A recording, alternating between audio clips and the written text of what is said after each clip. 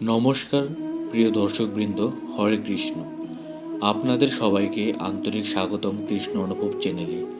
আজ আমরা আলোচনা করব ভগবদ্গীতার এক অত্যন্ত গভীর ও প্রয়োজনীয় অধ্যায়, অধ্যায় 6, ধ্যান যোগ।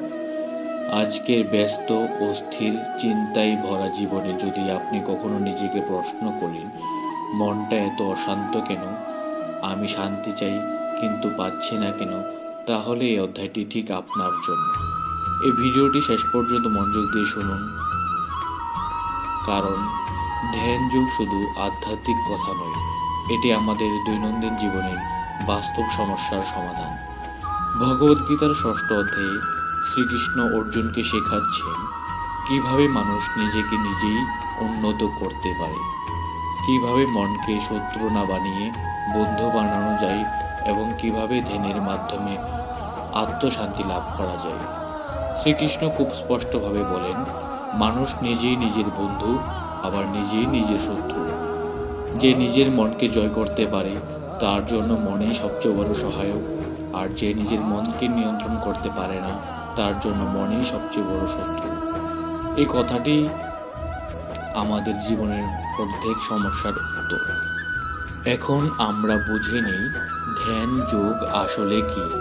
অনেকেই মনে করেন ধ্যান মানে চোখ বন্ধ করে বসে থাকা, কিছুই না ভাবা বা পাহাড়ে জঙ্গলে গিয়ে সন্ন্যাস নেওয়া। শ্রীকৃষ্ণ বলেন, ধ্যান হলো সচেতনভাবে নিজের মনকে প্রশিক্ষণ দেওয়া। ধ্যান মানে মনকে এক জায়গায় স্থির রাখা। ধ্যান মানে নিজের ভেতরের কোলাহলকে ধীরে ধীরে শান্ত করা। ধ্যান কোনো জাদু নয়, এটা কোনো একদিনে অর্জন করা যায় না। এটি নিয়মিত অভ্যাস আর সংযমের ফল। এই অধ্যায়ে শ্রীকৃষ্ণ ধ্যানের দুটি মূল স্তম্ভের কথা বলেন। প্রথমটি হলো অভ্যাস, দ্বিতীয়টি হলো বৈরাগ্য।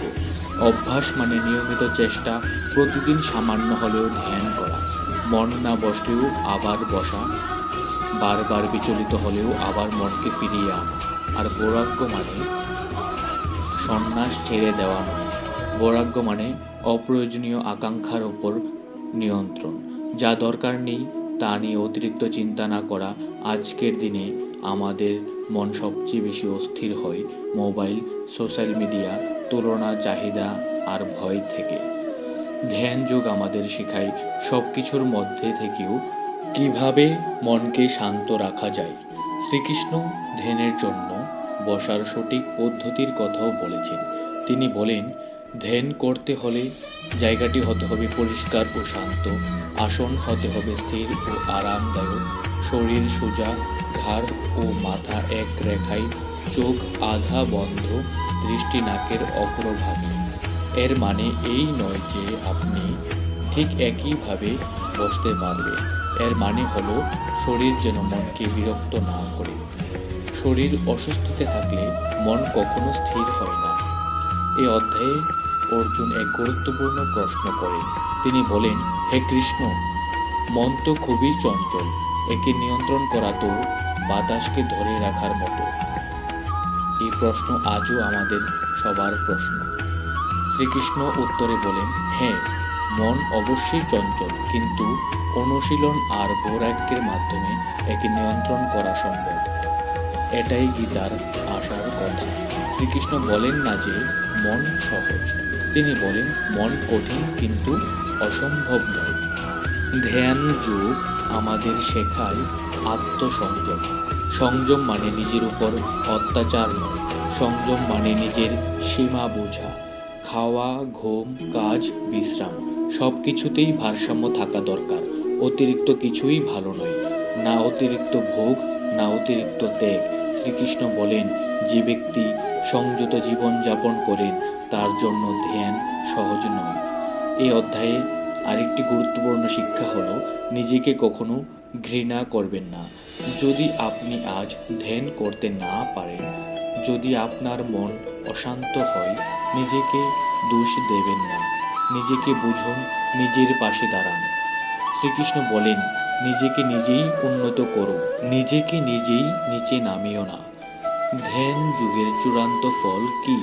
শ্রীকৃষ্ণ বলেন, যে ব্যক্তি নিজের মনকে স্থির করতে পারে সে দুঃখেও বিচলিত হয় না, সুখেও অহংকারী হয় না। সে সব জীবের মধ্যে নিজেকে দেখে আর নিজেকে সব জীবের মধ্যে দেখে। এই অবস্থাই প্রকৃত যোগ। আজকের জীবনে ধ্যান যোগের ব্যবহার কি? চাপ কমে, ভয় কমে, রাগ নিয়ন্ত্রণে আসে, সিদ্ধান্ত নেওয়া সহজ হয়, নিজের উপর বিশ্বাস বাড়ে। দিনে মাত্র 5 মিনিটও যদি আপনি নিয়মিত ধ্যান করেন, আপনি নিজেই নিজের পরিবর্তন অনুভব করবেন। আজকের ভিডিও থেকে যদি একটি কথাই মনে রাখেন, তা হলো মন আপনার শত্রু নয়। মনকে বুঝতে হয়, মনকে সময় দিতে হয়, মনকে ভালোবাসতে হয়। ধ্যান যোগ সেই পথই দেখায়। এই ভিডিওটি যদি আপনার ভালো লেগে থাকে, যদি আপনার মনে শান্তির একটি মুহূর্ত এনে দেয়, তাহলে লাইক করুন, চ্যানেলটি সাবস্ক্রাইব করুন আর ভিডিওটি শেয়ার করুন। কারণ শান্তি ছড়ানোই সবচেয়ে বড় সেবা।